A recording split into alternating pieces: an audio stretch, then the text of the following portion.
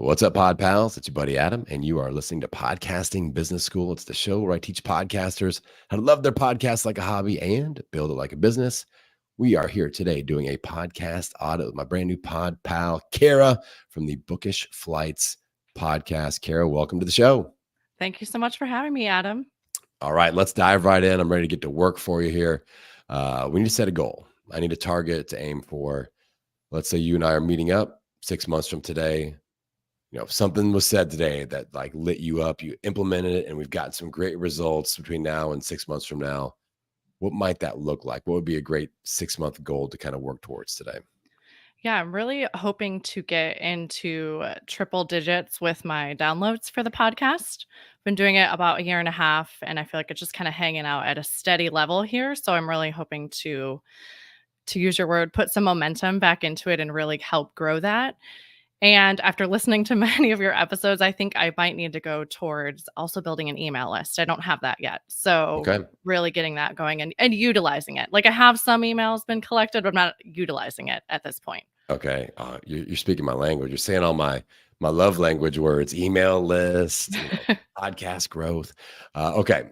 Do you feel like there's any specific thing or skill set or roadblock that's keeping us from, growing the show, growing the email list right now?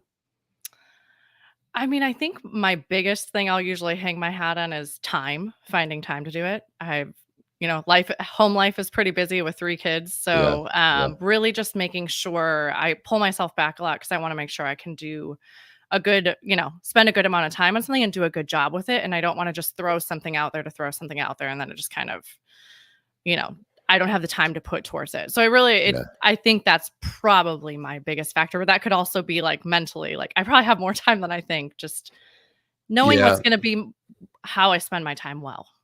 I think sometimes it's tough. You've been doing this for a year and a half, you said? Yeah. Okay. So you're in that post-launch frustration zone. Like in my podcasting success timeline, you are a phase 2 card carrying member. So when you're in that zone, it can be tough because you aren't seeing the growth, you aren't seeing the monetization, you're just kind of seeing the work. Yeah. And the shiny newness of the launch has faded. Like you aren't in a new relationship. You are in a committed long relationship that you're like, this is a lot of work. So that's kind of where you're sitting at right now. And a lot of people are there. And the good news is I help people break out of that. And that's what we're going to focus on today. So I think once we break out of that, you'll start being more efficient and effective with your time. Where you're like, oh, I can knock out, because you don't know what to do yet. And once you get, and like, wow, I do this, and the needle moves, and I'm either getting more downloads, making more money, or both. And you're like, all right, now I've got more energy around this, and I can make more time because I know that I spend time. There's a direct output that I like, either downloads, audience engagement, money. Is that making sense? Yeah, absolutely. And I can feel like twinges of burnout happening. And I'm like, I think I need to like change something here. I need to update a little bit. And thankfully about 6 weeks ago, I found your show. So I've been like binging those and that has helped. But I'm like, what? I need to put myself out there. Let's go for it. Yeah. Okay. So dial in the ideal listener avatar for me. Who should be listening to Bookish Flights? Yeah. So really it's like themed book recommendations. You get 3 books that are recommended usually on a theme. Whether lately it's been like publishing world or fantasy, romance, any genre you could possibly have. So I really think anybody can be a reader. So this can be men or women. I wonder sometimes if maybe I'm too large with the audience net I'm trying to cast. Right now, my guests are pretty author heavy. So probably 80% of my guests are authors at this point because they're really easy guests to have on the show. Because of course, if you're an author, you're a reader. But I want to show that we can all be readers. So I might be too broad too, is something I've kind of been toying with. Yeah, potentially. We could look at that. Monetization strategies, any ideas there, or is it just like, let's grow, or do you have like things in the works for potential monetization? So I have a couple publishers that I work with now, and I just can't possibly host all of their authors. And so I have been offering that they can buy like spots on the show where they can do a book flight of books, and it'll be they sponsor the episode and I will read like a 2 to 3 sentence clip of that book of that author. I just can't possibly host all of the authors. Like my schedule's jammed with guests. Yeah. So that's not an issue. So that has worked where one of the publishers bought some spots to sponsor episodes, and then that way they could get more of their authors with some airtime on the show. Yeah. Okay. That's smart. That's smart. You know, there's demand and there's limited space. There's limited real estate with your time and with your show. Are you doing a weekly episode or how? Weekly. What's that? Okay. Yeah. And then I have once a month. I started recently. I'm doing an episode with a kid.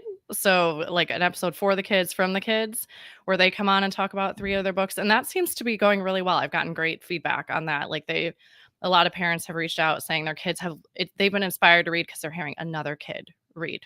That's awesome. So. Okay. So when we look at growth, the first thing I always look at is organic discoverability. You hear me talk about that a lot on the show. And it's really important because to me, that's 50% of the growth equation. We have organic discoverability and we have effort-based marketing. And effort-based marketing, the word effort is in the name of effort-based marketing. That's where we all burn out. Yeah. And that's, people don't even realize organic discoverability is the thing. And they just are like, all right, effort-based marketing. I gotta pay for ads. And that's expensive. And then I gotta be everywhere on social media and I got to do all these Instagram reels and I've got to build my email list. And that's all heavy. Yeah. And that's where most podcasters burn out, when we can look at the organic discoverability and go, how do we just like put our brand out there? I mean, Kara, I can't tell you how amazing it is when you have people that are like, I was just searching on Apple Podcasts and I found you and I listened to 50 episodes. I'm like, sweet baby Jesus. This is what it's about. Yeah. This is amazing. And I didn't have to post on Instagram for you to find me or whatever. Like, it's just people are showing up. So how do we get that for you? I know the term, I didn't know what the term bookish was until like a year and a half ago. I did a couple of podcast audits with people in the bookish space. So I know that's like a search term and people are looking for that, for people that are like looking for book recommendations and things like that. I think that we could experiment with a title extension. So bookish flights, conversations about, tips for, and put a few, like we could experiment with this. Yeah. Like it doesn't even have to be something that we lock into and do a big announcement about. It's not like a rebrand. Bookish flights, I think we're good there as the brand. But if we did a title extension and experiment with that every 90 days, maybe change a couple words here and there. I've done that. And I didn't make an announcement like Podcasting Business Schools is my brand, not the title extension that I can barely remember. So if we were to put some searchable terms in there and you wanted to lean into, I have done it since listening to your episode. Okay. So I really off the cuff, I just came up with book recommendations and reading tips for busy people and kids. Because I'm like, well, I mean, really what I'm trying to show is we can all be readers. We just make time for it. Yeah. And obviously then I have the kid component too. So I think book recommendations is probably I think it's a good one. But I'm like, I could play around with what else I have there. I think book recommendations is amazing. That's what it's about. And then we got to do the who it's for. So even like busy people, I think we go deeper than people and experiment with like busy parents, busy moms, busy stay-at-home moms, busy, entrepreneur or career-driven females. Like we could mess with all those words, and you can still be for everybody because hardly anybody really looks at that title extension. Sure. It's just fishing those words and bringing those people in. So they're searching single mom or something like that, single mom podcast, and then your show pops up because the word single mom is in there, and they're like, oh, this is a book recommendation show for single moms, and here we go, and they're going to go check it out. So you could experiment with that. I do think having book recommendations in there is a real that's a winner. And with the 4,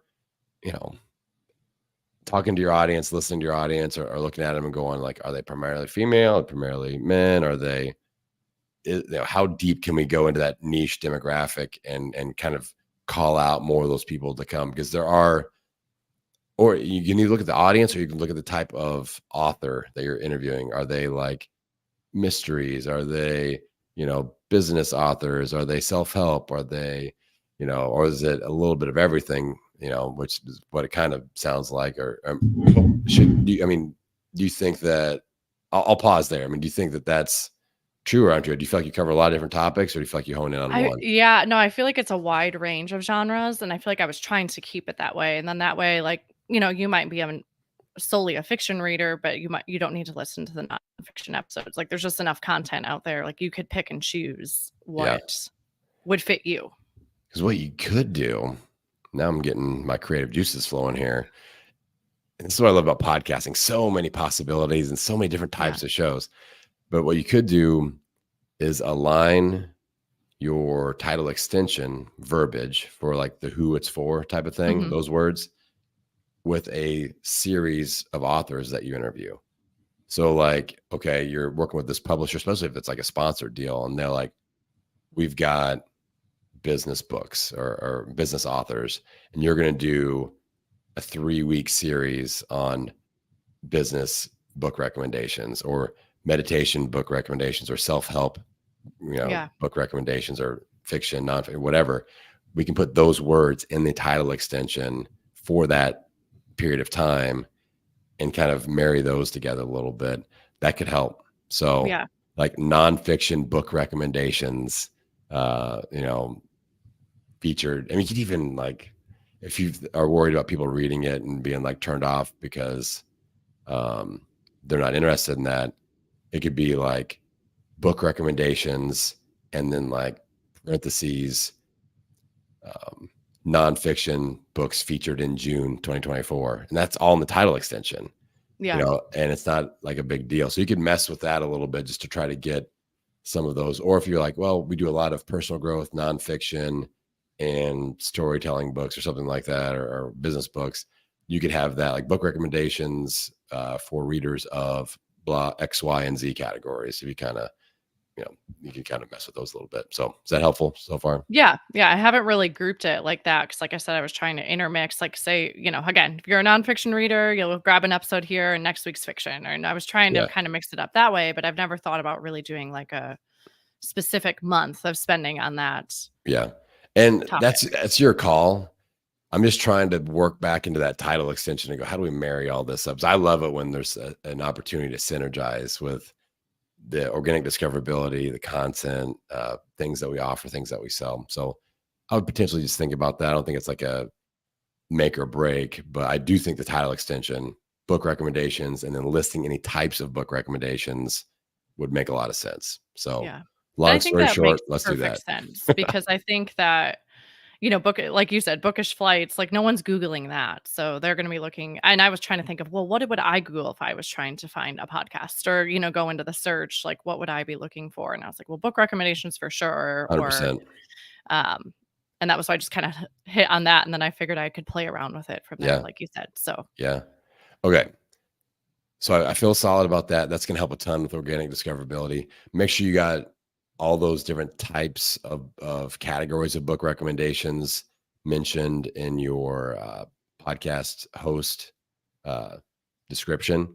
okay. So because that's going to help a ton, and even like repeating it, like book recommend, fiction book recommendations, business book recommendations, all just individually on different lines. Like this podcast is for you if you're looking for business book recommendations, parenting book recommendations, like whatever you can Oh, think yeah. of, and just Okay, I list don't it have that all. yet. Yeah, Okay, I would because that's what we're trying to pull up in Google searches. So we don't necessarily just want to show up for the word business by putting the, sure. if you read books in the business, finance, if we list the categories out, that's one thing. But I want business book recommendations, self-help book recommendations, because that's what people are Googling also. I Yeah, think that's going to help. And people might be putting that in the search bar, honestly, on Apple and Spotify. So like self-help book recommendation podcast, I could see that. So yeah. um having that in your host description, do you understand where that's at? Like where Yeah. you're okay. I kind of updated that since listening to your show too, but I Yeah, don't have listed good out, work. like, book categories I there, think that'll so help. I think yeah. that'll help. Okay. Let's look at um, some of this monetization ideas. I want to tie in your list building efforts because if you can have increased downloads, and then like I really like the idea of setting a goal of let's look at the 1,000 download per episode at 30 days, Let's get our email list to 1,000 people. Let's make Yeah. sure we have at least one social media channel at 1,000 followers. And then let's start launching, like what you're doing is what I would call a brand immersion package.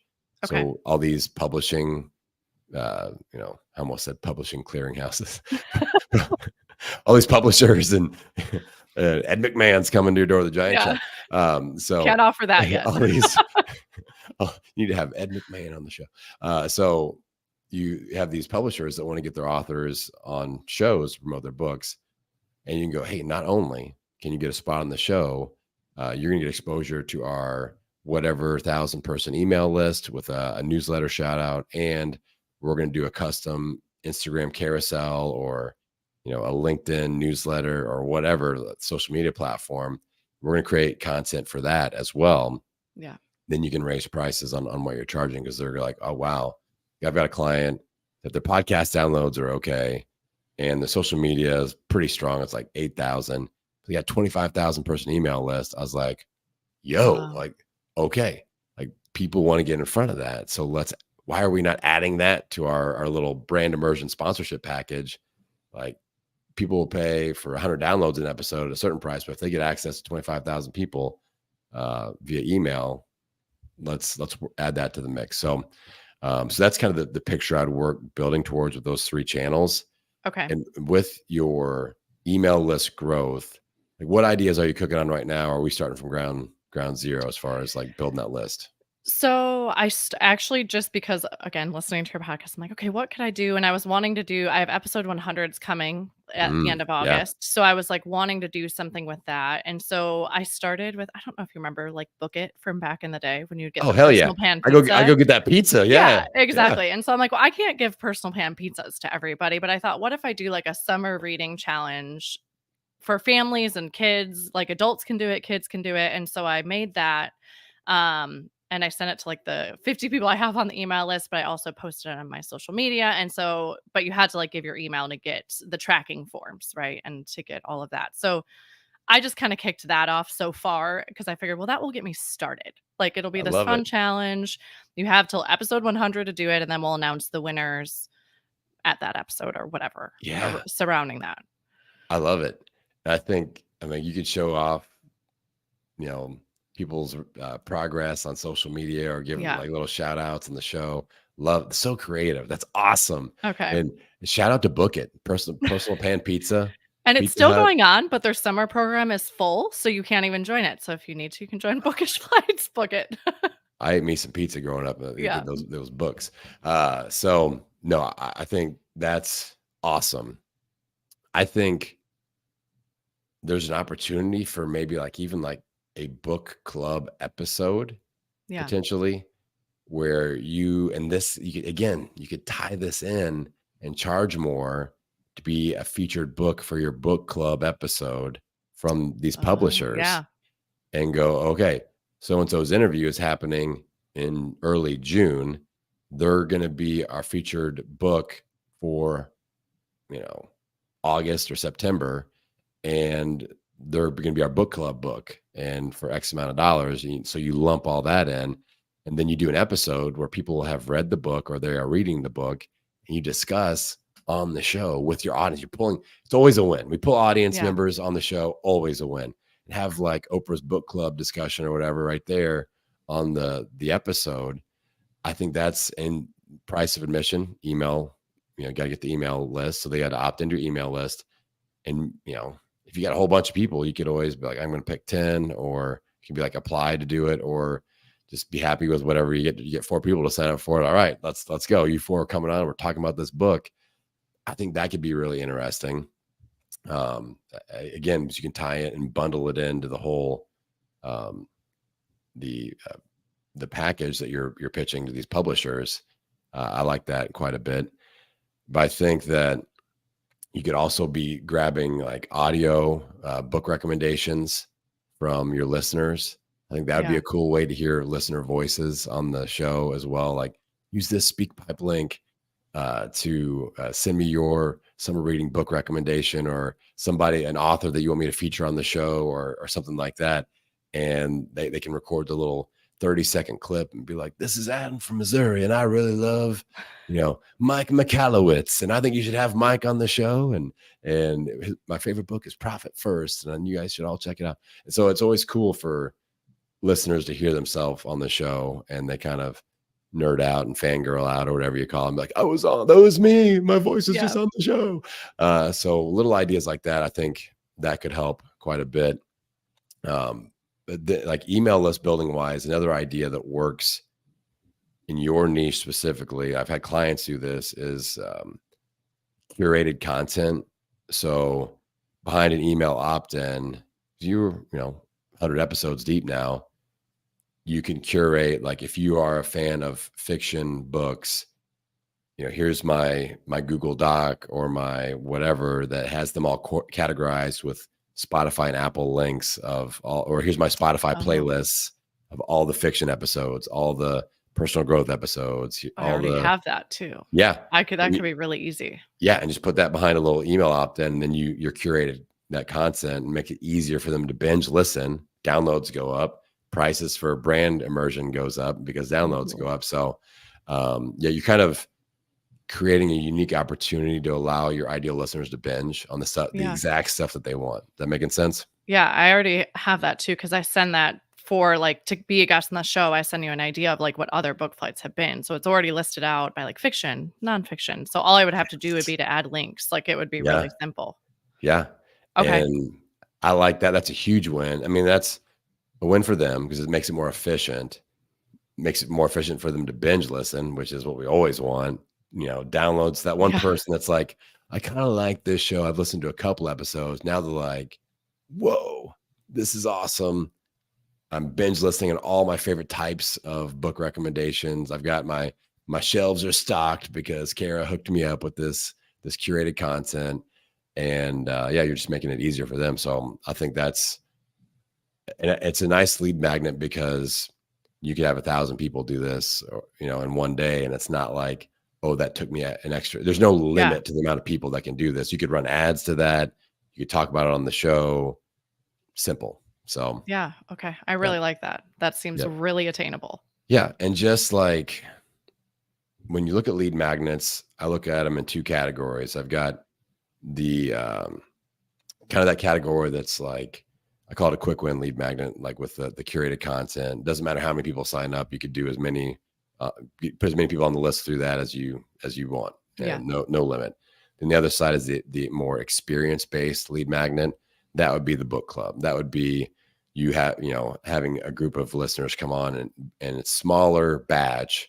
Like, you had to opt into my email list to do a podcast audit. This is one-to-one small batch, but this is my experience-based lead magnet. Like I love connecting with people that listen to my show and creating content together and coaching and showing off what I do and adding value to you.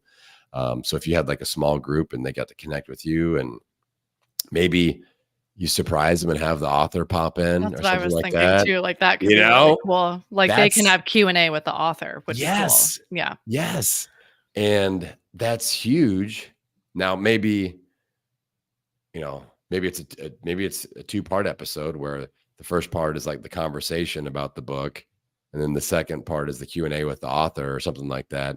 Like, I don't know if it would be weird to have the author, like, you're not really critiquing the book, you're talking about the book, and like, I don't know if the author, that's your expertise, not mine. I'm just always thinking like roadblocks, like, will the author get upset if they don't understand what the chapter 5 is about or something like that?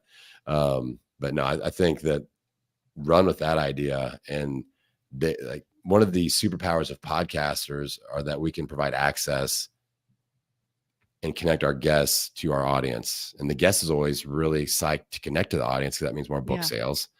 And the audience, if they have read these people's books before, they're super psyched to connect to these guests. They're like, oh my God, Kara hooked it up. I got in this 10-person book club and I'm talking to the friggin' author right there. Like, this is amazing. And I'm a big fan. And you kind of allow that fandom to grow. And it's because you connected them. So I really like that idea quite a bit as well. And another bump up in the value that you're adding to these authors that are coming to you through these publishers. Like, hey, not only are they the featured book, they're coming back and they're going to do a live Q&A. Maybe you take some video footage of that, send it back. You can dress it up, send it back to them. and like they can use it for social media or their website or whatever, as seen on the Bookish Yeah. Flights podcast, connecting with readers, and you can come away with some pretty cool content there. Yeah, I really like that idea. Like have the book club and then at the end of the month that episode is with the author Yes. and you can get an exclusive seat or something, whatever, Yes. however I word that, Yeah. Yeah. to be in And the room too. down the road, maybe this really starts to rip, really starts to take off, and you're like, all right, you can be in the book club, but for $14 a month, you get VIP access to the author episode. And, Yeah. like maybe that's a little membership thing that you do, that like there's the book club and there's like the inner circle VIP. But, for now it's let's launch it with free and put it on the show and all that stuff. And I think it'll work well for you. I feel pretty good about that.